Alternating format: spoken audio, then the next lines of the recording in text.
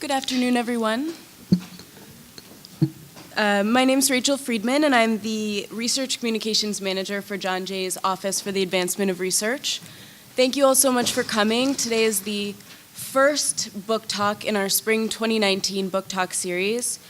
And I am so happy to be able to welcome you to hear from Mike Wallace, who's going to speak about his 2017 book, Greater Gotham, A History of New York City from 1898 to 1919. I feel very fortunate to be able to introduce Mike to you. He is not only a John Jay institution, having taught history to students here since the 1970s, but he's also a Pulitzer Prize-winning author. He is our distinguished professor of history, as well as the founder of the Gotham Center for New York City History, which makes its home at CUNY's Graduate Center. His groundbreaking work telling the story of how New York City came to be has resulted in 2 authoritative volumes so far. The book that Mike is going to be discussing with us today, Greater Gotham, is the second in the series, and it was as well and warmly received as the first. As I think I said earlier, but some of you have just come in, there are copies of some of the great reviews of the book from the New York Times, the New York Review of Books, and many more that you can find right over here by the refreshments. So if you're interested, please feel free to pick them up right after the talk. If, like me, and some of the others who are here today, you have tried to carry the book with you, you'll know it's very heavy, but it's surprisingly light and readable inside, as it is organized to provide compelling glimpses into many aspects of life, politics, business, and much more during the years 1898 to 1919. Greater Gotham presents a multifaceted look at not only the building of the world-renowned city that we know today, which shares many similarities to its earlier incarnation, but it also lets the reader consider many themes that are vital for understanding the making of 20th and 21st century America. The Economist has said that Greater Gotham, like every great work of history, casts light on the present. And the book does indeed deal with disputes that we are still having, even 100 years later, over immigration, class conflict, consolidation, New York, and indeed America's role in the larger world.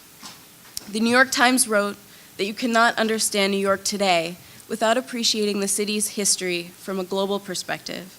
So I hope you will join me now in welcoming Professor Mike Wallace to give us some of that essential perspective. So, hi. 105 years ago, Edward Hungerford, one second, let me start my little timer here. Oh, well done, well done. Much better. Oh. 105 years ago, Edward Hungerford, author of a 1913 book called The Personality of American Cities, asked New York subway riders how they could tolerate being packed into cars in sardine fashion, his words. Their answers displayed a focus on speed rather than comfort. "The subway is the greatest ever," one passenger enthused. "I can come down from 72nd Street to Wall Street in 16 minutes. Clearly the signal system was in decent working order. "Where in the old days it used to take me 26 or 27 minutes by the elevated." "There," observed Hungerford, "is your real New Yorker. He would be perfectly willing to be bound and gagged and shot through a pneumatic tube like a packet of letters if he thought that he could save 20 minutes between the Battery and the Harlem River." In the spirit of the early 20th century city's obsession with speed, I'm going to whisk you through my 1,200-page tome in under half an hour, providing a nuance-free overview of some of its major propositions. So grab a strap and hang on. The express is leaving the station. Various analytic threads run through the Gotham series. The volumes track the city's changing position in the global order of things.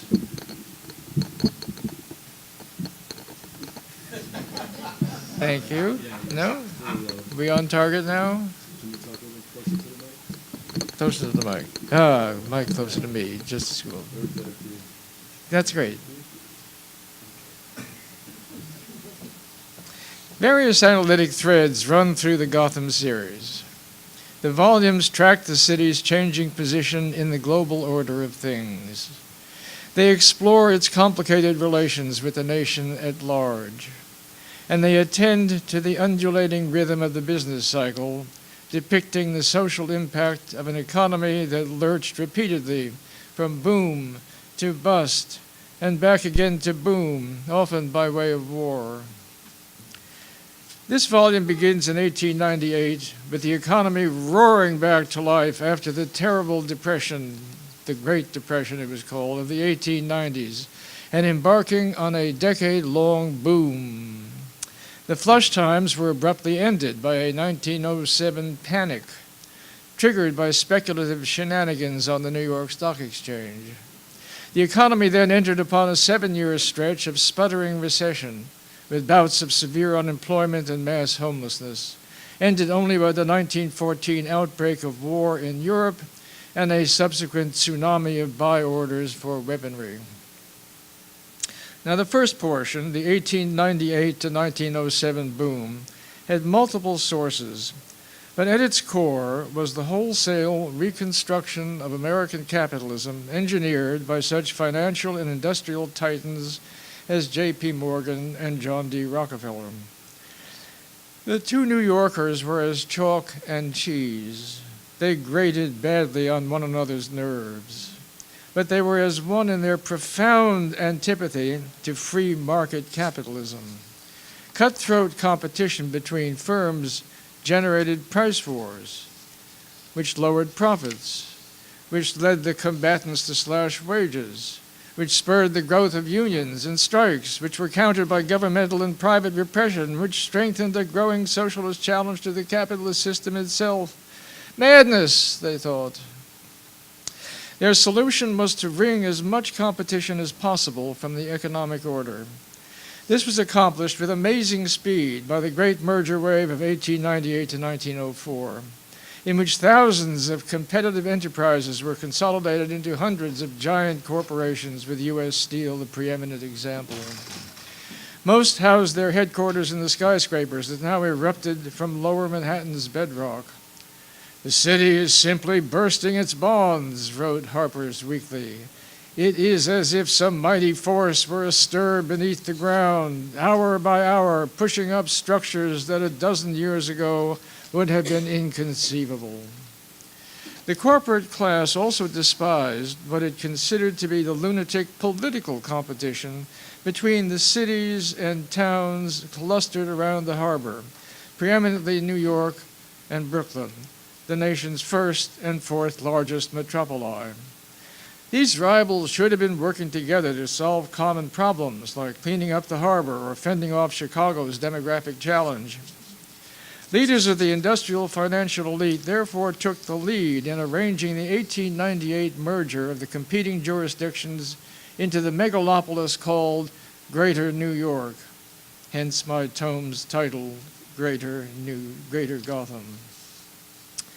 In the ensuing 2 decades, the corporate elite and municipal authorities set out to make consolidation a fact on the ground, not just on paper. Bridges were thrown across rivers, subways were dug beneath the landscape, conduits brought water and power to the supercity. The populace swiftly expanded into its enormous terrain. Real estate developers de-agriculturalized Brooklyn, planting middle-class subdivisions instead of cabbages.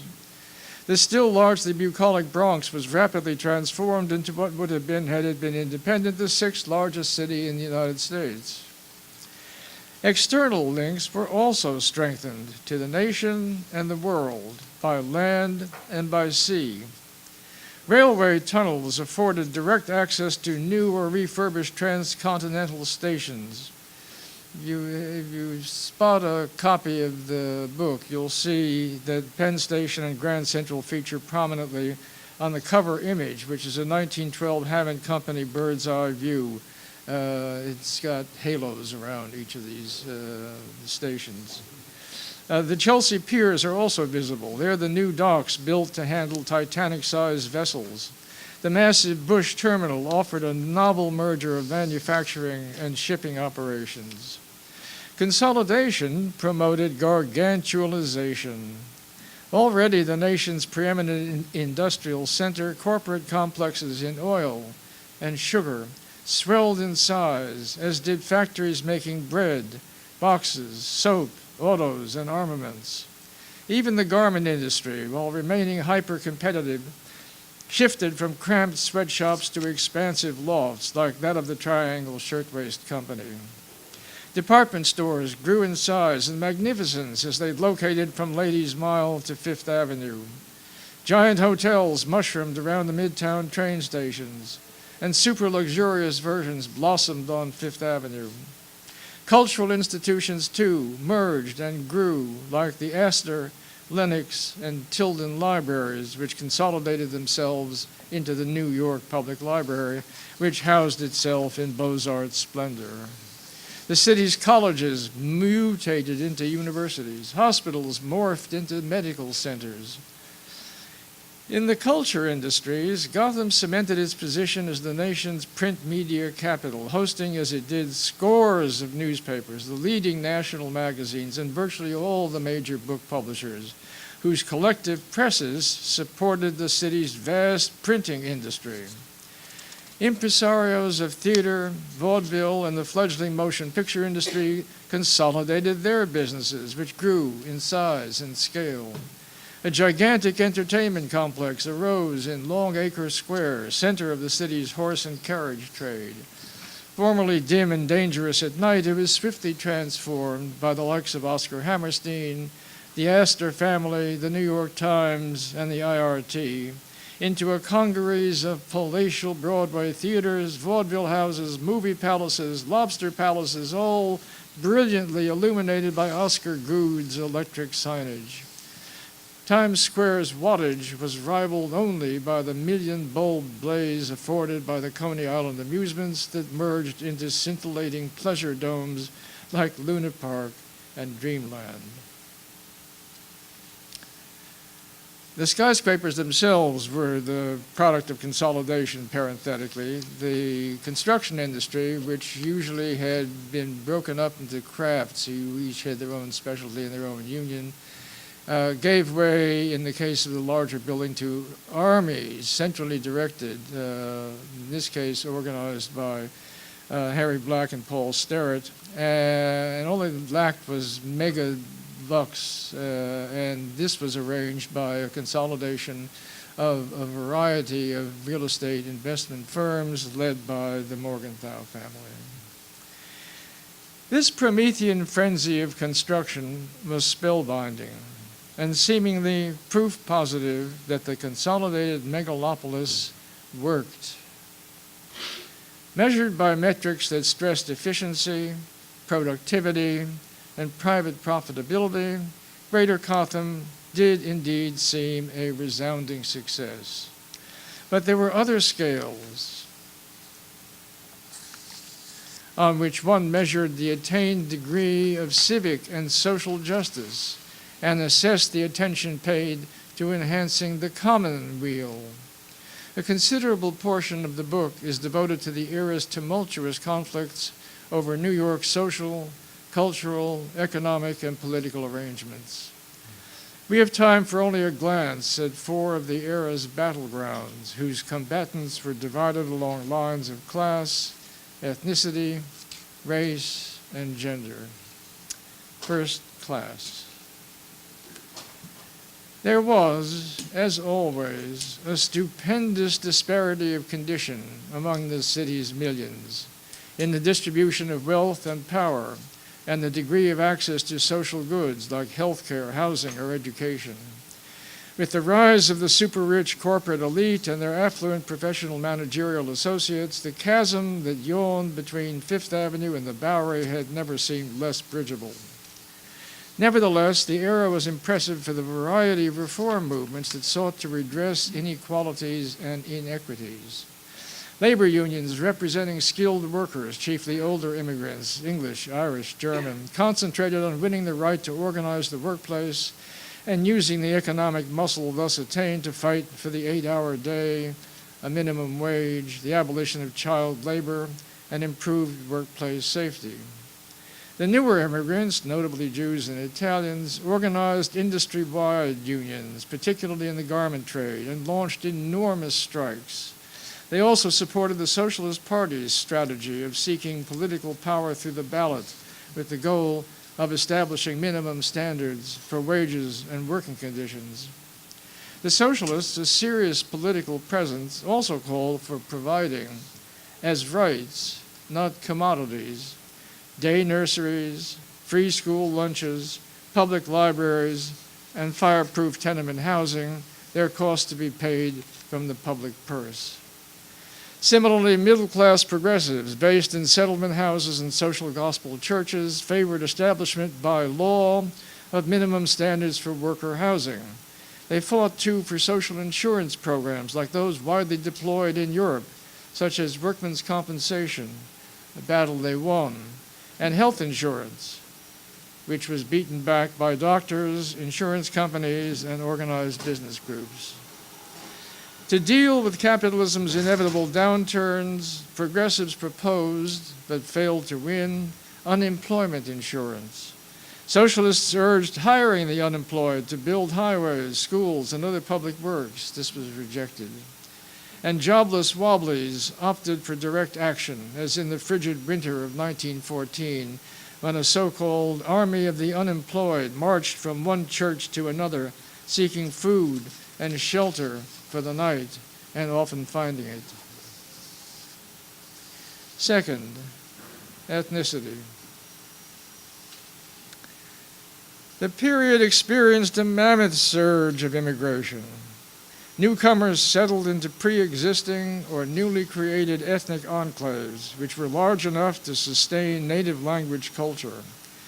They slotted themselves into the ethnic niches into which the economy was divided: Irish transport, Italians construction, Jews garments, Anglos banks.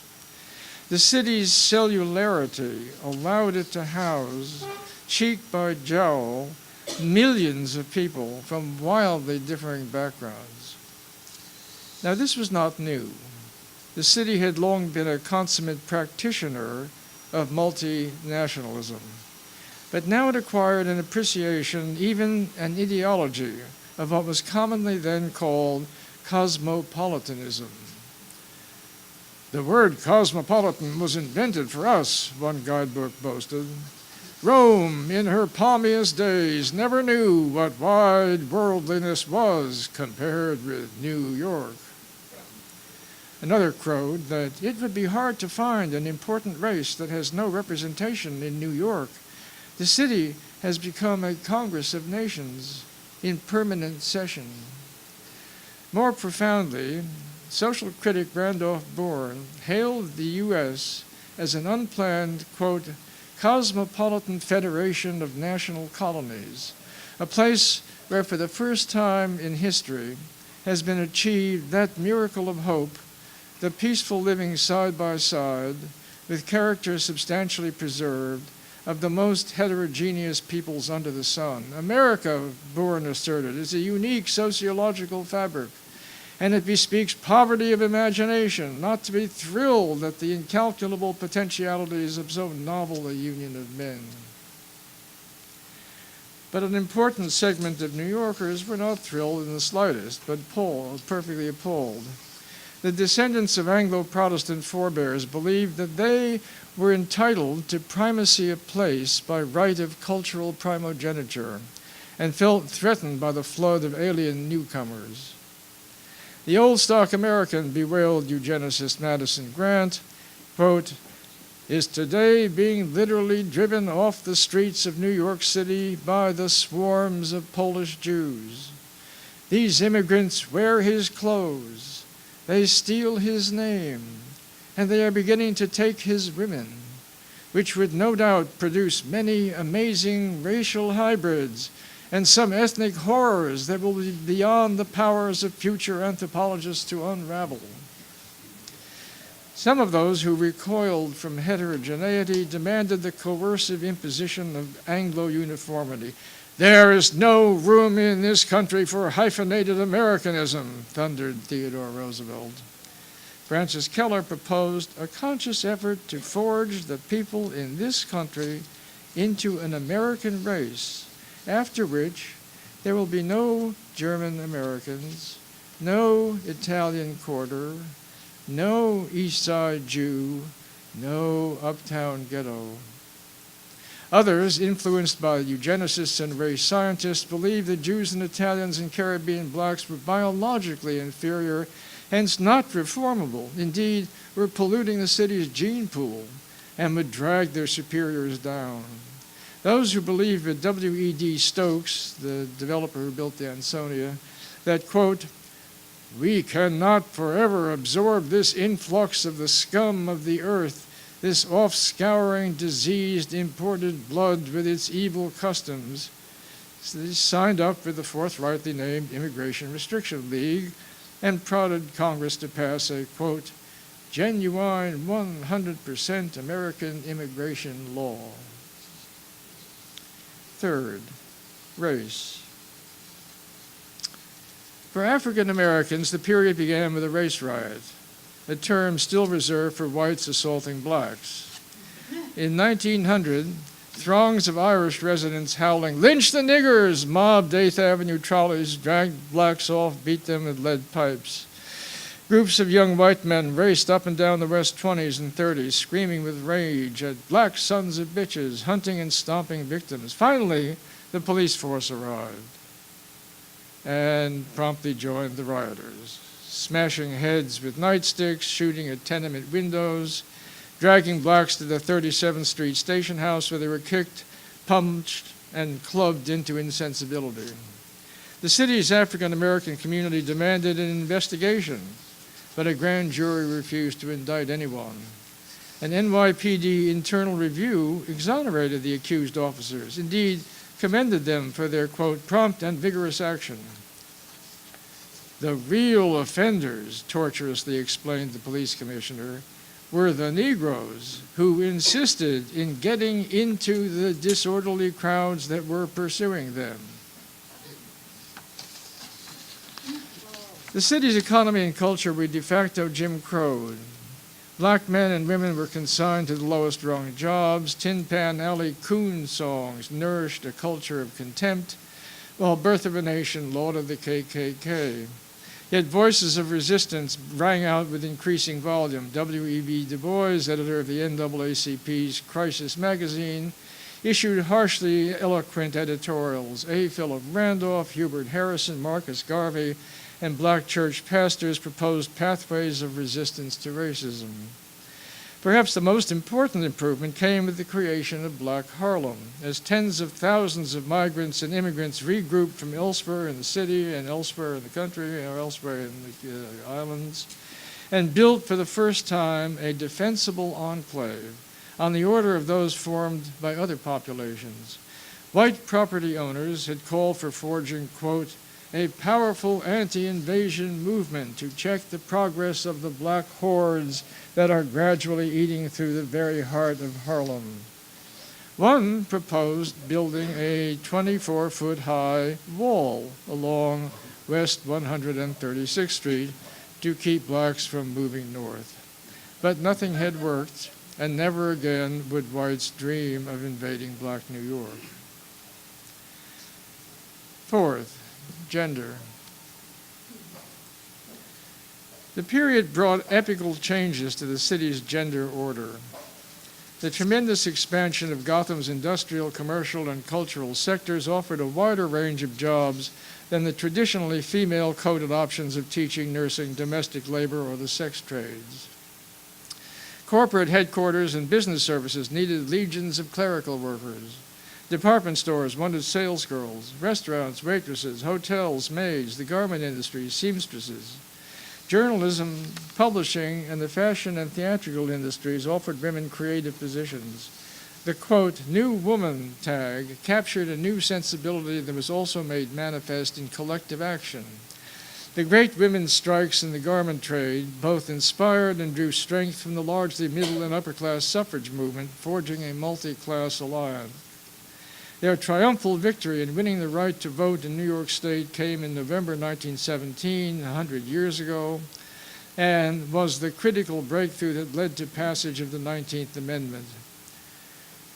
Feminists, in quotes, like the members of the Greenwich Village Heterodoxy Club, a self-described, quote, little band of willful women, fought for women's right to control their bodies. Margaret Sanger led the charge to overcome Anthony Comstock's hammerlock on even mentioning birth control, much less practicing it. And from her efforts would arise Planned Parenthood. We're approaching our terminus now. So we'll have to whip through the First World War, the volume's final part.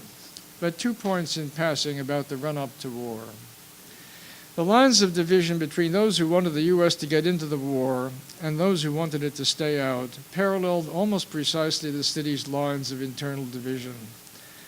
In ethnic terms, the Anglo-Protestant community was overwhelmingly in favor of backing England and the Allied powers. But the city's Germans had no interest in warring with Germany. The Irish loathed the British Empire, and the Jews were repelled by Tsarist pogroms.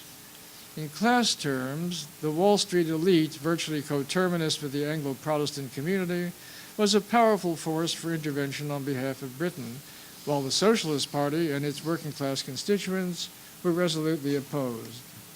The 1914-1917 battle over maintaining neutrality grew ever more vitriolic because foreign stances overlapped with domestic antagonisms.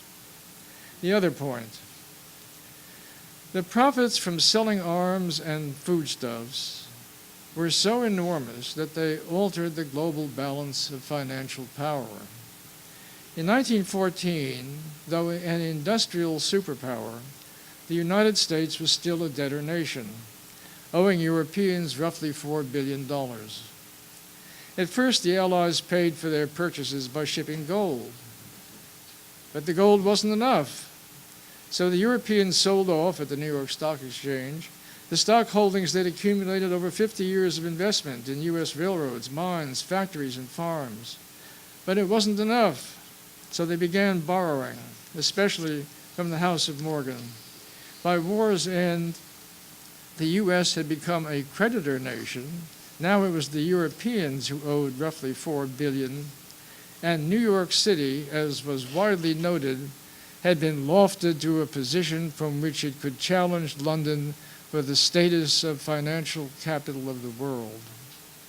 I have to flash by the 1918 war year station, shooting past the federal government's equation of dissent and hyphenism with sedition or treason, while also making concessions to progressives, unionists, and women activists.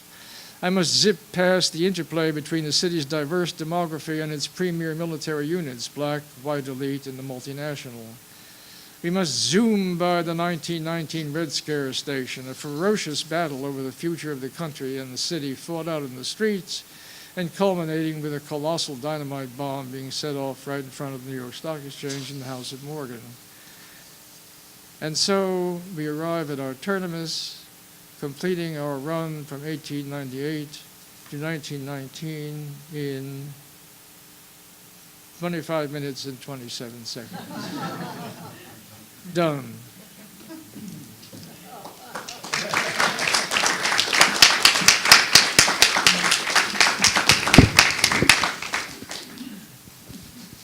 So after that extremely rapid transit of New York history, we can start with some audience questions.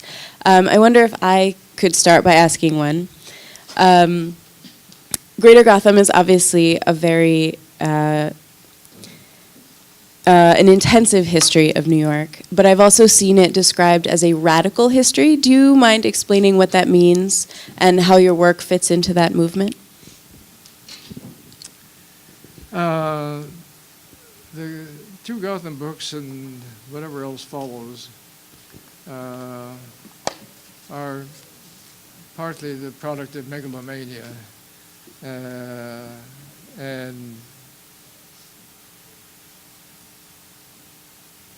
there's a personal history involved which led to this output. But I think it's more interesting to argue that the books and me, and more generally the generation who rewrote the history of the United States, be brought into the picture. So this might take too long, so stop me if I'm soporific. The historical profession, and for those professionals amongst us today, I recognize that this is something of a stick figure cartoon image that I'm about to present, but bear with me. The 40s and 50s, and to some extent the 30s, bequeathed a very parched and straightened definition of what American history's focus should be. The attention was paid to generals, to businessmen, to statesmen, to people in power, institutions of business, and the like. The number of absences from the narrative were cumulatively enormous. Blacks weren't in the mix. Well, yes, they were there. They were slaves. Some thought they were mostly happy, but not worthy of serious attention. Women were not in the scale. There was occasional heroines who could be trotted out. And there was Betsy Ross sewing the flag. But women were not part of the national narrative. The working class, the industrial labor movements, not on the horizon. Gays? Who's that? And when the image was pointed at global relations, the U.S. was an unmitigated force for good. This is an extension of the Second World War. Starting in the 50s, but picking up steam in the 60s, and then approaching takeoff in the 70s, there was a confluence of historiographical revolution and a historic revolution in the streets. Start with blacks. The civil rights movement, demand for inclusion of African Americans in today's world, spurred, was intertwined with, inspired a movement to rewrite the history of blacks, to pair the new past with the new present.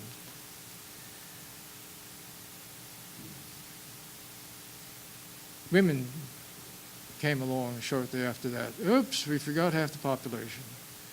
One other point about blacks. The first move was to include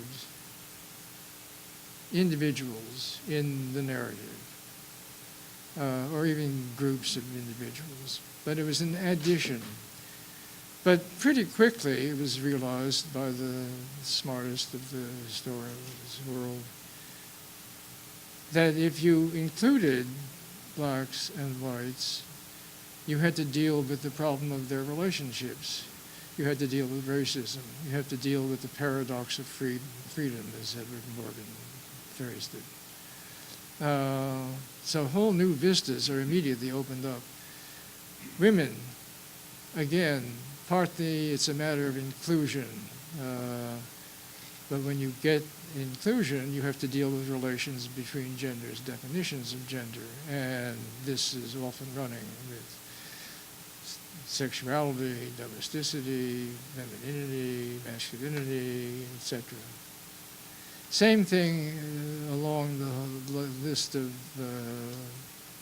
historical movements that were paired with or in dialectical interaction with, and then the foreign policy ran up against a very different point of view of those who were anti-Vietnam activists. One other dimension to this.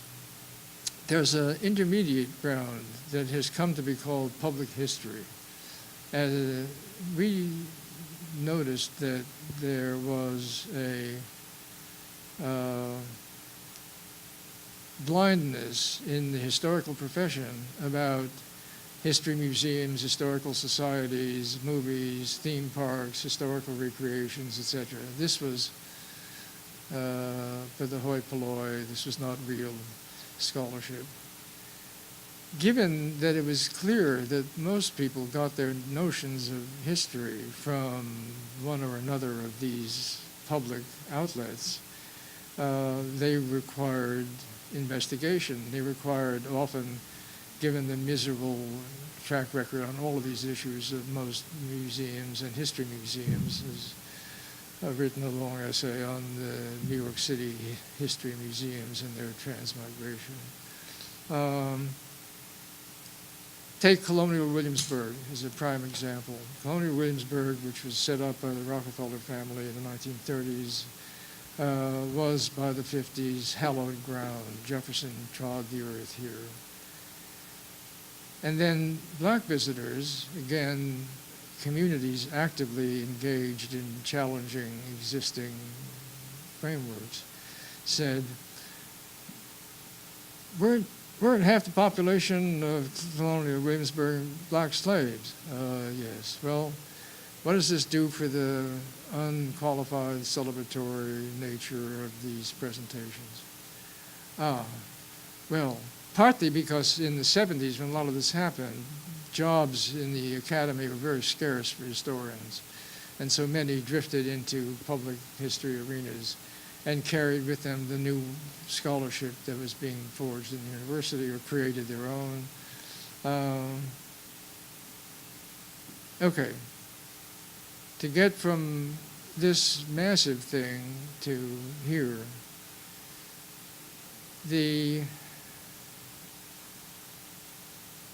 it's a long, convoluted history of the transformation inside the profession, but I'll just jump to the 1970s when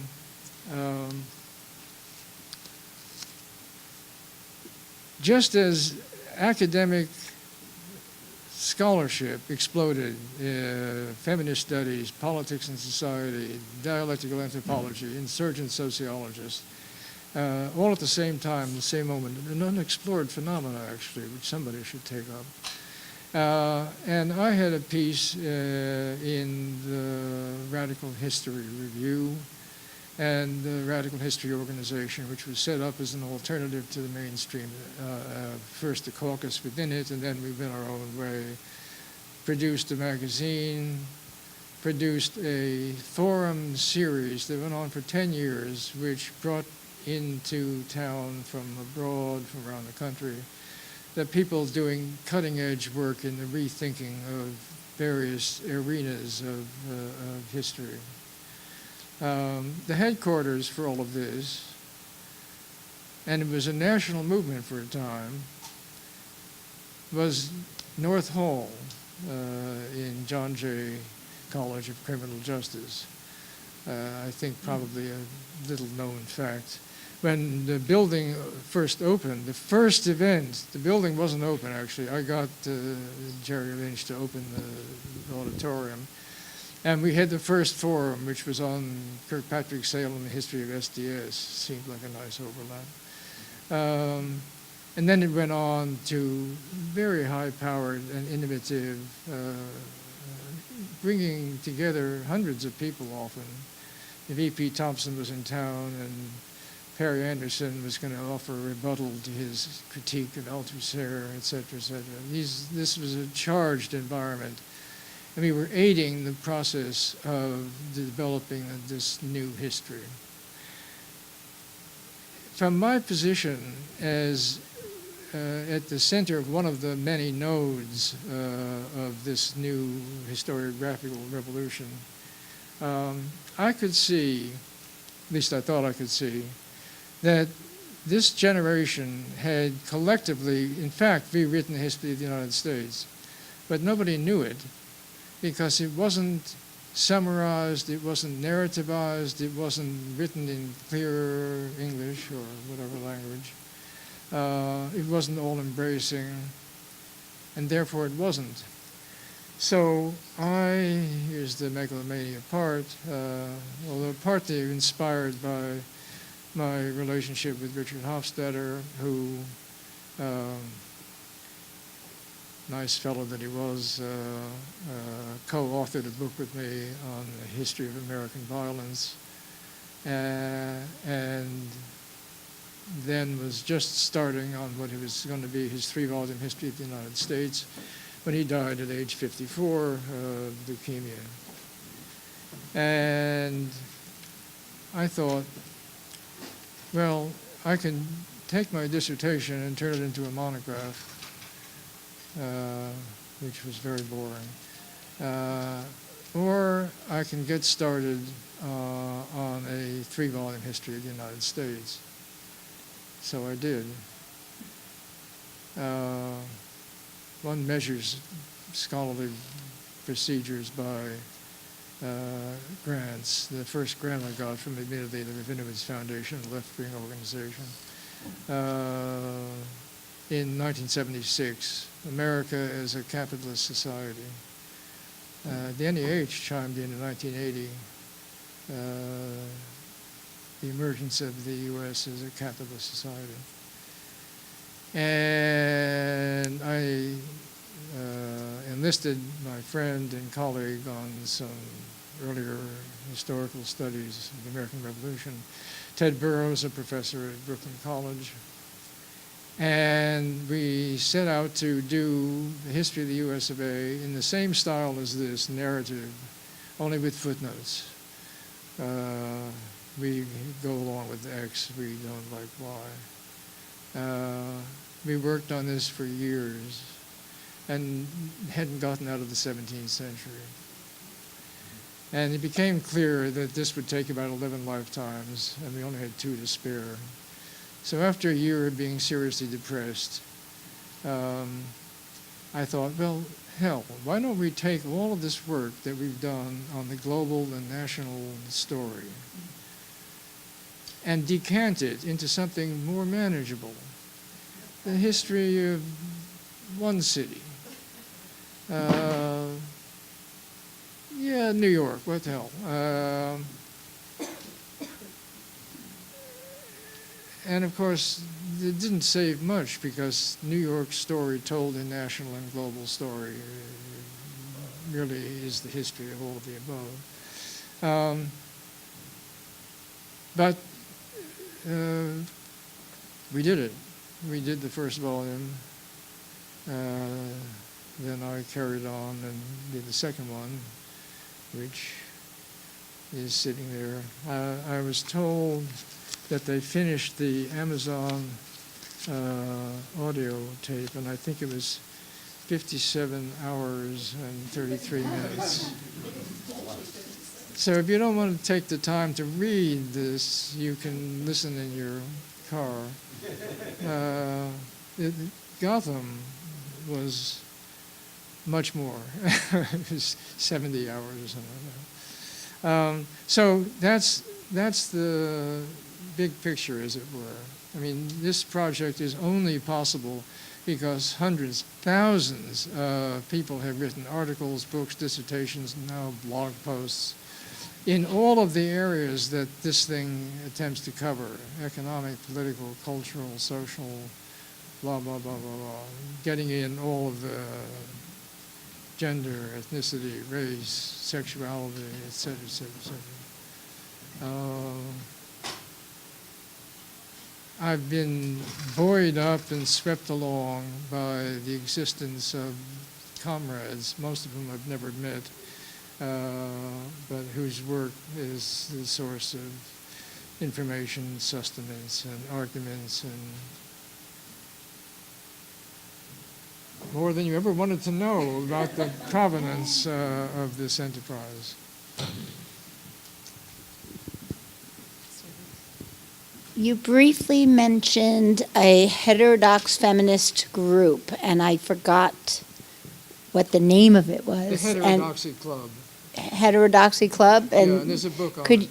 There is a book on Yeah. it. Okay, great. There's an article too, but the book is So it's just called the Heterodoxy Heterodox Club? Club, yeah. Okay. It And was it, a and it's the remarkable 19-teens. operation. It was, its meetings were secret. They met for lunch at various venues in Greenwich Village. Polly's Restaurant was a favorite place. And they were all women who were serious, anthropologists, doctors, intellectuals. And they would discuss off the record common issues. Feminism appears as a word, as an articulated movement at this moment through little institutions like that. And the book is called? If you have any, You got I don't me. expect it. If you look up Heterodoxy Club, I will you'll land on it. Thank you. Questions, sir? Okay, the Spanish-American War of 1898. Yeah. Was there any influence with Cubans or Puerto Ricans coming to New York during the time frame of your second volume? Oh, well, yes, sure. I mean, the Cuban Revolution is run out of New York City. Martí, actually, I'm told by Cuban historians this isn't true, but it's too good to give up, sent the proclamation declaring war, rolled up in a gargantuan blunt, and shipped down to the forces in Cuba. Yeah, there's a whole, there's a bigger treatment. The two volumes overlap in 1898, and one is an understandable conclusion, the other is an understandable launch vehicle. But in both of them, U.S. capital moving into Cuba, moving into the Caribbean, is very much a part of the story, as well as Cuban tobacco workers in the city, as well as Cuban music, as well as all. Yeah, well,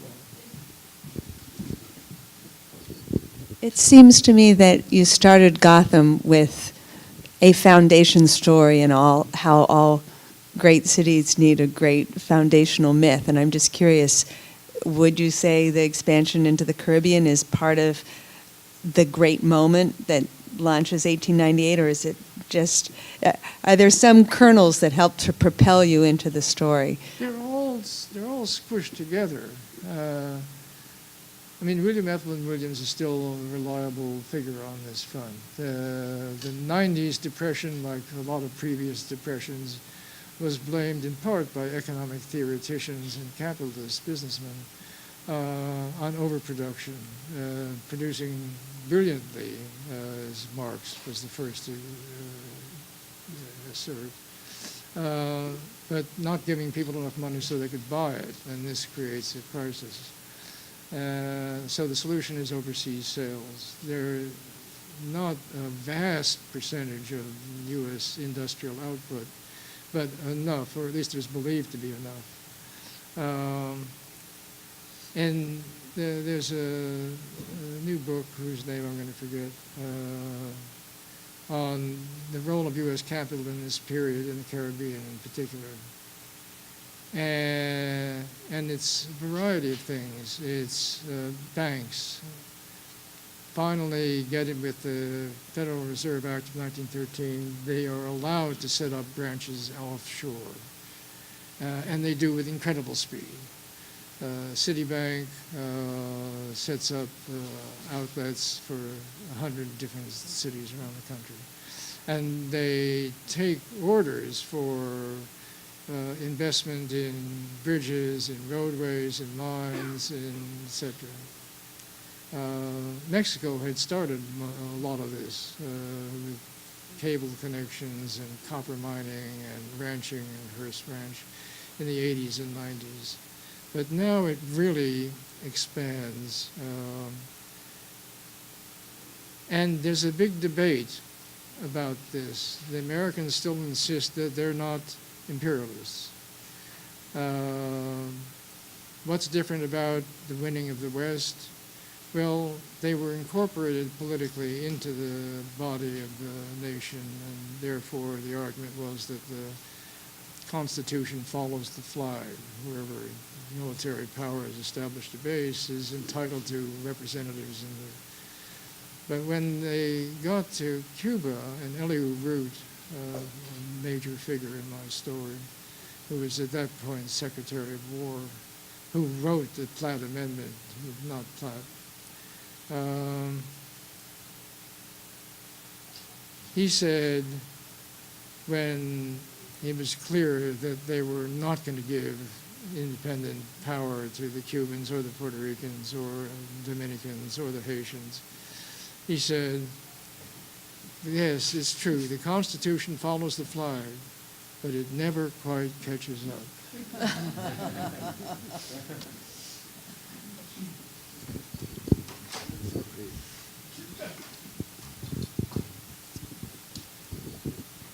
Well, I want to thank you for a wonderful talk. It's a wonderful book, and it represents a huge amount of work. My question that I have from your talk is there something that makes New York City distinctive as an American city apart from other cities? When you think about the four things that you talked about, race, ethnicity, gender, class, all of those things would have been present and very vital to Philadelphia, Boston, Chicago at the same time. And I'm thinking, is there anything, I don't know the answer to this, but is there anything that makes New York City distinctive from other American cities apart from the scale? If you multiply by a factor of 5, everything in New York is much bigger than Philadelphia, but is there anything more than the scale of New York City that sets it apart? 1, Wall Street. 2, the political power at a national level because of Wall Street money being available to fund Republican campaigns. 3, the port as a confluence point, a point of arrival of both capital and immigration and cultural productions, theater, opera, etc. There's a long list, but I mean, you're perfectly correct. It's not, as the West and the Farm Belt was wont to say, a monstrous excrescence, a pimple on the face of the virtuous country. And that comes with a real ambivalence. On the one hand, depending on the time period and all of it, with depressed farm moments, which were plenty, they hated Wall Street because they were dependent on it for money, to build canals, to build facilities for moving their stuff. And this was seen as absorbing wealth and concentrating it in pernicious Jewish operations. On the other hand, they adored New York. They followed the society pages. Nobody followed Chicago's. I mean, I may be wrong. I don't know. My knowledge of the rest of the urban world drops. I'm like the Saul Steinberg cartoon of the New York cover.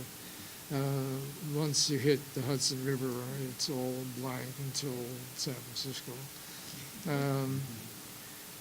But the movies, the Tin Pan Alley, the theatrical circuits. Henry Ford was not happy with Jews and he was not happy with bankers, but he was perhaps even more unhappy with jazz and had this sense that the old-time religion and the old-time music were being overrun. The Klan in the 20s has a serious nationwide presence. It doesn't last that long, but it's got virtually no presence in New York City. So to find the farmer's daughter dressing up like Clara Bow and wearing short skirts is really a problem, as is the bigger problem that the 1920 national census demonstrates. For the first time, more people lived in the city than lived in the country. And this sets off alarm bells that lead to, not single-handedly, there's plenty of anti-immigrant sentiment in New York City. And it's even funded by Rockefeller and Morgan and a lot of others, eugenics research out on the island. So I'm not claiming virtue superiority of anything in economics, etc. But it sure as hell was perceived that way, with an ambivalence of envy and distaste. The number of, and here again, I don't know, maybe you know, there's an industry over the centuries of people writing novels about the destruction of New York, either through internal uprisings of the exploited masses against the plutocrats or foreign invasion or whatever, but the place has been bombed, burned many times. And as far as I know, not that much energy has been expended on the extermination of Chicago or Philadelphia, which doesn't prove anything, but it's another indicator of the difference. So, anybody else? Sir. Wait, my hearing is not what it used to be. I need an assist. I'm just thinking about the enormity of this project to put together. I'm wondering if you could speak about the process of what do you eliminate, what do you keep, and how do you even tackle something of this scope?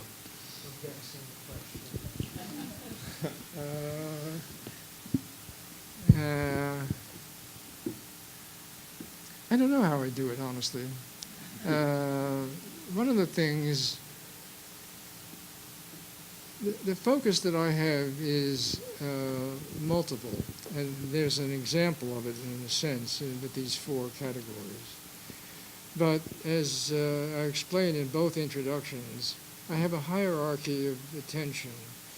So first and foremost is the city's changing position on the planet, from being Kissimmee backwater of the Dutch Empire to being an important British colonial seaport, to being momentarily capital of the US of A, to being the interlink between the three most dynamic areas of the 19th century world economy, the slave South, the small farmer West, and British manufacturers, to the post-Civil War industrialization and financialization,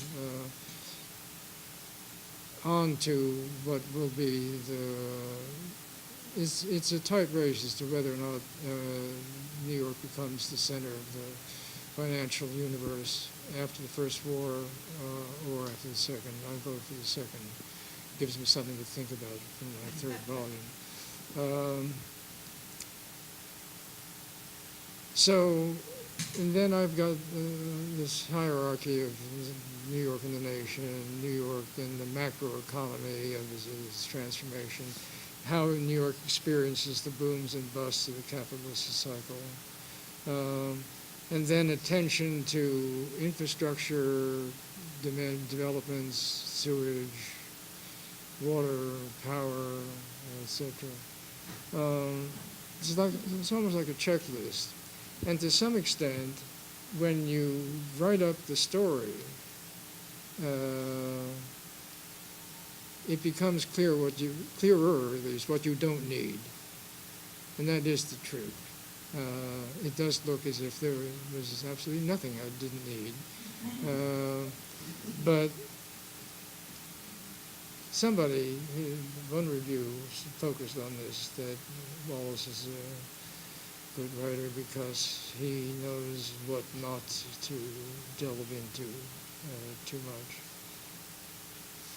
I've got spots where I think I do delve too much, and I'm always on the lookout for extraneous material. But the other thing that I should mention is that there are possibilities and structural limitations that help in this process because it's a narrative history.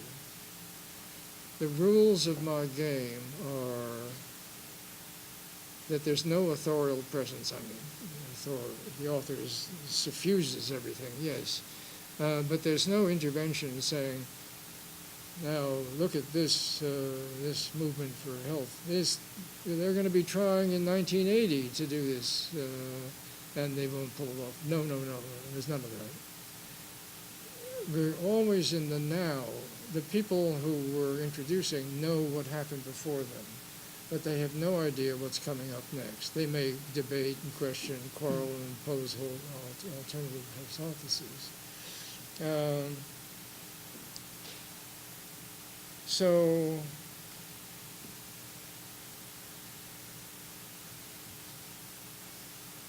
you can't do too much stuff that's boring because there's a narrative momentum and it's people-based and it's endless numbers of stories that are woven together. So it's like a mosaic with lots and lots and lots of tiles. And I moved the tiles around a bit. But another problem is that I never don't introduce somebody. So if I introduce some Jones or Ellie Root in chapter 1, say, and then I decide that I'm going to move that section of chapter 1 to chapter 3. But now I've got Root unintroduced. His introduction got left behind. So, oops, either you put it back the way it was, or you move it around and reintroduce, but in a new framework. Those kind of narrative construction rules, I think, in effect, help tossing extraneous material. But I am pleased that a lynch party wasn't set out for me for too damn long. But somebody said that there's, they didn't say wind, that has a negative connotation, but there's this pressure, this force that keeps you moving page after page after hundreds of pages, and it maintains your interest.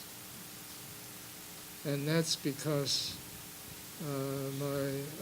as far as I'm concerned, the best historians are novelists. But they get to make things up, and we don't.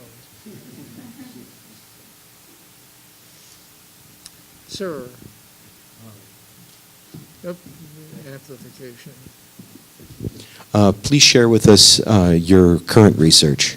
I'm sorry, say again? But please share with us your current research, what you're working on now.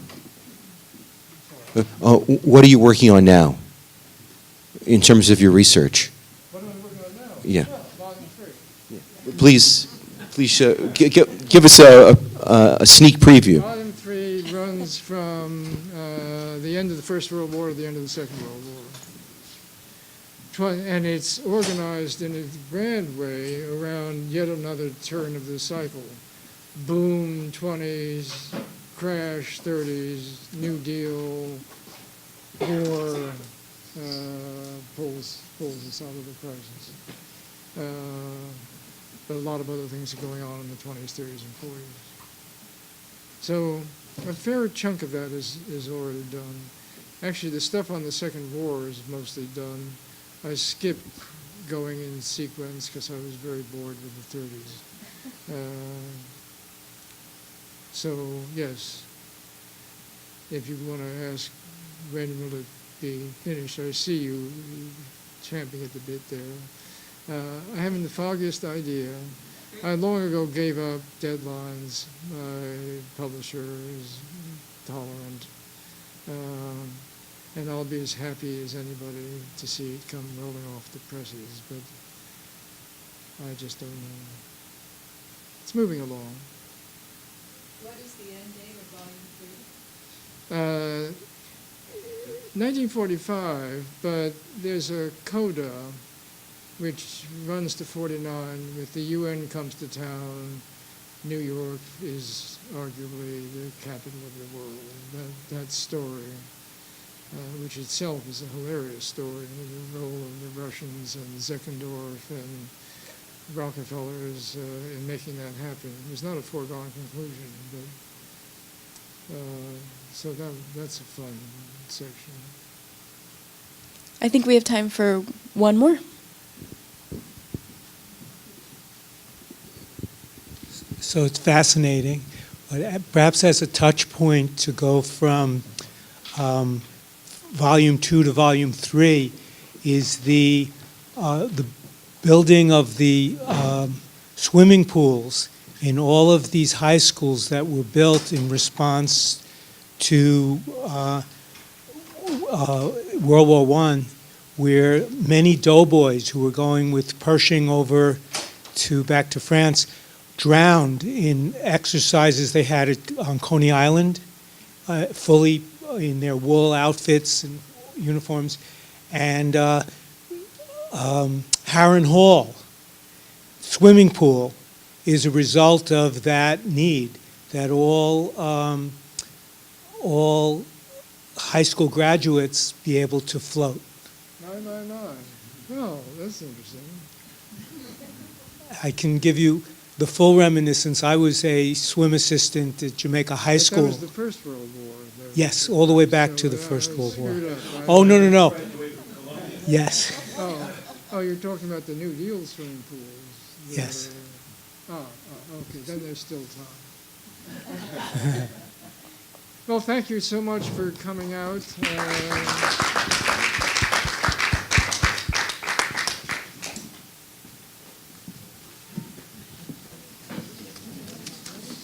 Yeah, he was teaching tonight.